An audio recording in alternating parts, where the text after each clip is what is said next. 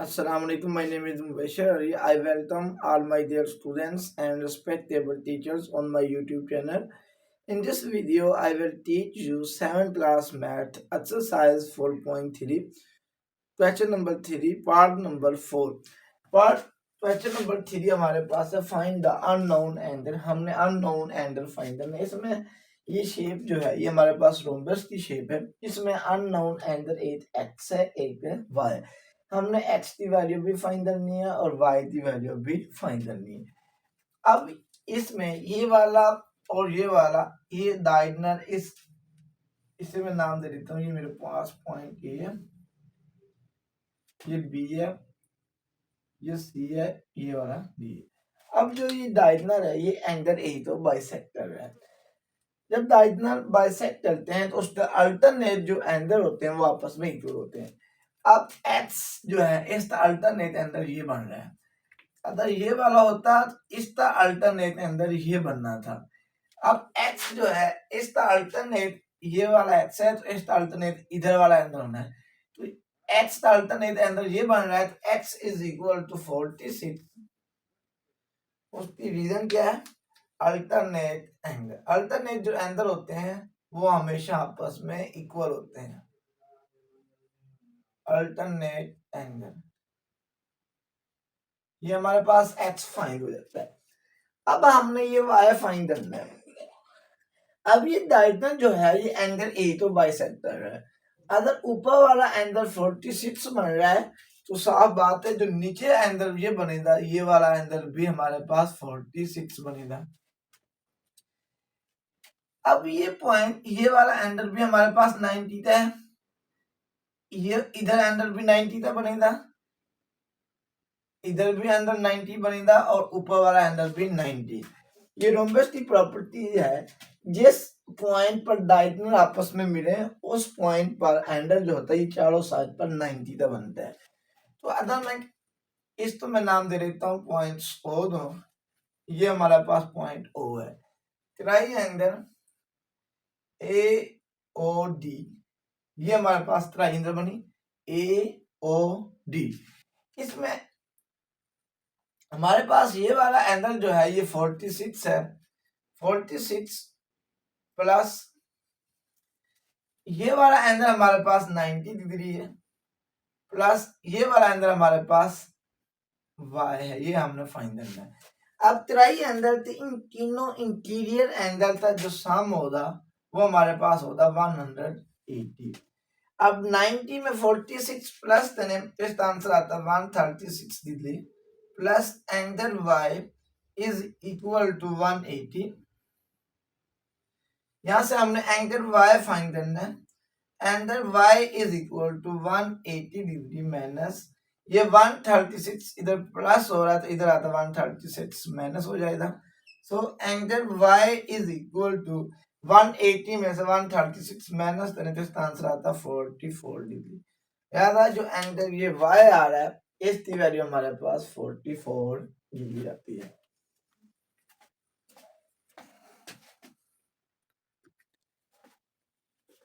Part number 5 find the unknown angle. इसमें हमारे पास unknown angle ये x और ये y ये हमने फाइंड करना है। ये भी शेप हमारे पास रोम्बस की शेप बन रही है। इसको मैं नाम दे देता हूँ। ये मेरे पास पॉइंट ए है, ये पॉइंट बी है, ये वाला सी है और ये वाला पॉइंट ए है। अब ये देखो जो टोटल एंगल बी है ये हमारे पास 70। अब ये डायगोनल एंगल बी तो दो एंगल में बाइसेक्ट कर रहा है। एक ये वाला एंगल बन रहा है और एक एंगल ये बन रहा है। इसको मैं नाम दे देता हूँ। ये एंगल ए है, ये वाला एंगल बी है। टोटल एंगल हमारे पास 70 है। जब ये डायगोनल एंगल बी तो बाइसेक्ट करेगा तो इसके दो एंगल बने, एक ये वाला एंगल बनता है एक ये वाला। जितना हमारे पास एंगल ए बनना है उतना ही एंगल बी होगा। तो ये टोटल एंगल 70 है तो 70 का जो हाफ होता है 35 होता है।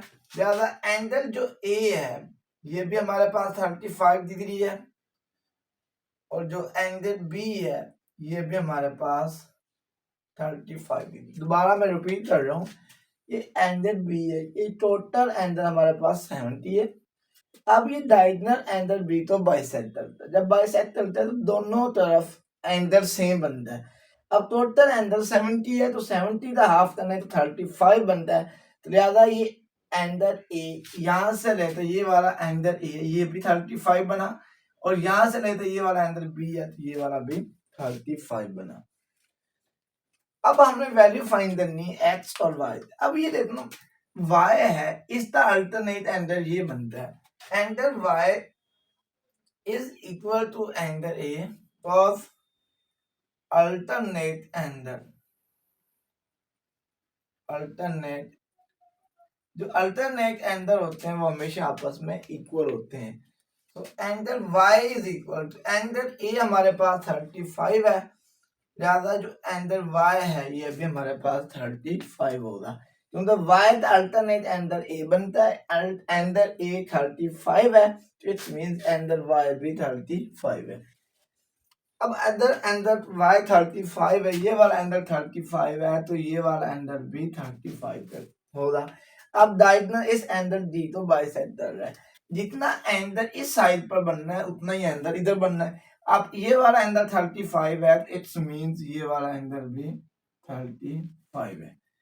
अब यहां से हमने वैल्यू निकालनी है, तो ये जिस पॉइंट पर डायगोनल मिलते हैं उस पॉइंट पर रोम्बस की ये प्रॉपर्टी है, जिस पॉइंट पर डायगोनल मिले उस पर जो एंगल बनता है वो 90 बनता है। ये वाला एंगल भी 90 होगा, इधर भी एंगल 90 बनेगा, इधर भी एंगल 90 बनेगा और इधर भी एंगल 90 बनेगा। इस पॉइंट में नाम देता हूँ, ये मेरे पास पॉइंट ओ है।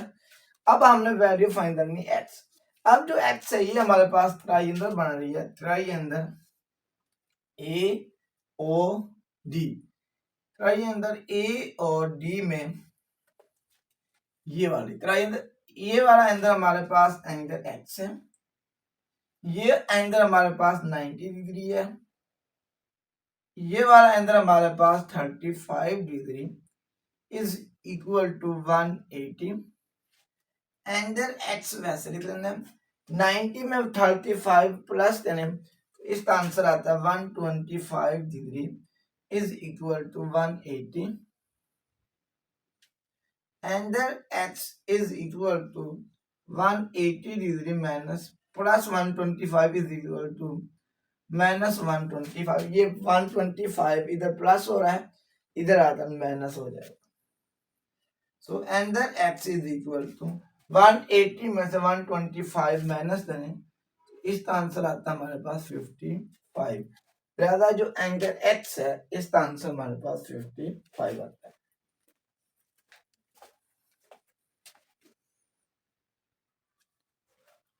पार्ट नंबर 6 है फाइंड द अननोन एंगल। इसमें हमारे पास अननोन एंगल ये एक्स है, ये बात, ये हमारे पास जो शेप बन रही है ये पैरेललोग्राम शेप बन रही है, तो इसमें नाम दे देता हूँ। ये हमारे पास पॉइंट ए है, ये वाला पॉइंट बी है, ये वाला सी और ये वाला पॉइंट डी।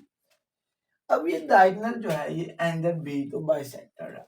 अब इस साइड वाला एंगल 232 बनता है, इट्स मीन जो इधर एंगल बनेगा वो भी हमारे पास 32। जब डायगोनल एंगल तो बाइसेक्ट करता है तो दोनों साइड एंगल सेम बनता है। ये वाला एंगल 32 बन रहा है तो इट्स मीन ये वाला एंगल भी 32 बनेगा। अब angle y is equal to, अब अल्टरनेट एंगल आपस में इक्वल होते हैं। अब ये 32 है, अल्टरनेट एंगल ये बनता है और ये 32 है तो इस अल्टरनेट एंगल ये बनना है। तो हमें यहाँ से सिर्फ एंगल y चाहिए, तो y का अल्टरनेट एंगल ये बनता है। तो angle y is equal to 32। तो उसकी रीजन क्या है, अल्टरनेट जो एंगल होते हैं वो ऑलवेज आपस में इक्वल होते हैं, अल्टरनेट एंगल। अब हमने यहां से वैल्यू निकालनी है एच की। अब जिस पॉइंट पर डायगोनल मिले उस पॉइंट पर चारों साइड, ये पॉइंट और रख लेते हैं, उस पॉइंट के चारों तरफ एंगल 90, इधर ये वाला एंगल भी 90 बनेगा, ये वाला एंगल भी 90 बनेगा, ये वाला एंगल भी 90 और ये वाला एंगल भी 90 बनेगा। अब हमने यहां से वैल्यू निकालनी है एक्स की। अब जो हमारे पास एक्स आ रहा है ये इस ट्राइंगल के अंदर आ रहा है बी ओ सी में, ट्राइंगल बी ओ सी, बी ओ सी, ये वाला एंगल हमारे पास दिया हुआ है 32 डिग्री, ये हमें एंगल दिया हुआ है 90 डिग्री, और ये वाला एंगल हमें पता है ये हमें दिया हुआ है एक्स, ये एक्स एंगल एक्स ये हमने फाइंड करना है। ट्राई एंगल के तीनों इंटीरियर एंगल का जो सम होता है वो हमारे पास 180 होता है। एंगल एक्स वैसे लिख लेना है, 90 में 32 प्लस करें तो इसका आंसर आता है 122 इज इक्वल टू 180। यहां से हम एंगल एक्स की वैल्यू निकालेंगे 180, 122 इधर प्लस हो रहा है इधर आता 122 माइनस हो जाता है। Angle x is equal to 180 में से 122 माइनस करें तो इसका आंसर आता है 58। जो एंगल x है इसका जो आंसर आता है वो आता है 58 डिग्री। दोस्तों पार्ट नंबर 7 है, ये शेप हमें जो दी हुई है काट की शेप दी हुई है, इसमें हमारे पास अननोन एंगल ये x है, ये x भी फाइंड करना है, और अननोन एंगल हमारे पास y है ये भी हमने फाइंड करना है। इसको मैं नाम दे देता हूँ, ये मेरे पास पॉइंट ए है, ये वाला पॉइंट बी है, ये वाला सी है और ये वाला डी है। अगर मैं टोटल एंगल ए की बात करूं तो एंगल ए हमारे पास 60 बन रहा है। अब जो डायगोनल है इस एंगल तो बाइसेक्टर है, जब बाइसेक्टर है तो दोनों साइड पर जो एंगल होता है वो सेम बनता है। टोटल एंगल 60 है, इट्स मींस इधर भी एंगल हमारे पास 30 बनेगा और इधर वाला एंगल भी 30 बनेगा। अब जो इसी तरह ये जो y है इसका अल्टरनेट एंगल ये बन रहा है, so angle y is equal to 30 because alternate angle are equal, alternate angle, alternate angle, alternate angle। इसी तरह अगर मैं एंगल D की बात करूं तो एंगल D जो है ये टोटल एंगल हमारे पास 120 है। अब ये जो डायगोनल है वो एंगल डी तो बाइसेक्टर है, जब बाइसेक्टर है तो दोनों साइड पर एंगल सेम बनेगा, टोटल एंगल 120 है, इट्स मींस इधर एंगल भी 60 बनेगा और इधर वाला एंगल भी 60 बनेगा। तो x जो है इसका अल्टरनेट एंगल ये बनता है, तो angle x is equal to 60 degree, because अब x है x का अल्टरनेट एंगल ये बनता है तो ये हमें एंगल 60 है, लिहाजा इसमें भी लेते हैं अल्टरनेट एंगल, अल्टरनेट एंगल, ये इसका आंसर आ जाता है।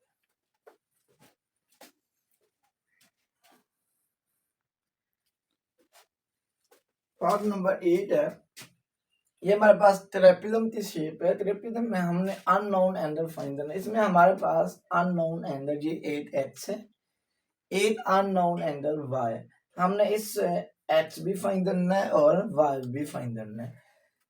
अगर यहाँ से मैं देखता हूँ तो x का अल्टरनेट एंगल 24 बनता है, so x is equal to 24 degree, जो एंगल x है ये 24 है, because alternate angles are equal। अब x का अल्टरनेट एंगल ये बनता है तो x एंगल x जो है ये 24 है, रीजन अल्टरनेट एंगल, अल्टरनेट जो एंगल होते हैं वो आपस में इक्वल होते हैं। अब हमने वैल्यू फाइंड करनी है y की, x की तो हमें पता चलता है ये 24 है, इसे मैं नाम दे देता हूँ, ये मेरे पास पॉइंट ए है, ये पॉइंट बी, ये सी। हमारे पास एक ट्रायंगल बन रही है ए बी सी, जिसमें ये वाला एंगल हमें 28 दिया हुआ है, एंगल y हमने फाइंड करना है, एंगल x हमें 24 दिया हुआ है, लिहाजा 28 डिग्री प्लस ये वाला एंगल हमें फाइंड करना है, एंगल y वैसे लिख लेना है, ये वाला एंगल हमें दिया है 24 is equal to triangle के तीनों इंटीरियर एंगल का जो सम होता है वो 180 होता है। एंगल y आपने वैसे लिख लेना है, 28 में 24 प्लस करें तो इसका आंसर आता है 52 degree is equal to 180 degree. So angle y is equal to 180 degree, 52 इधर में प्लस हो रहा था इधर आता 52 माइनस हो जाना है, so angle y is equal to 180 में से 52 माइनस करें, इसका आंसर आता है 128। एंगल जो y है ये 128 डिग्री पे इक्वल आता है।